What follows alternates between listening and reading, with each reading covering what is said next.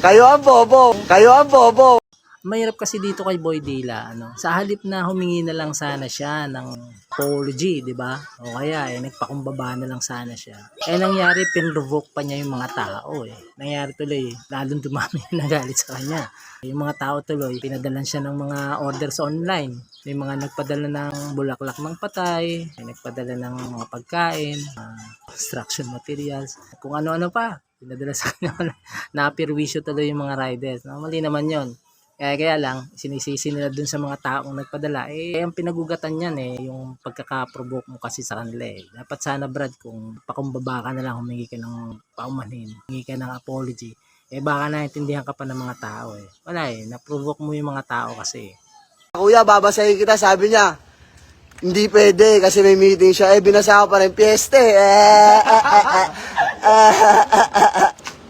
Ayaw, di ma.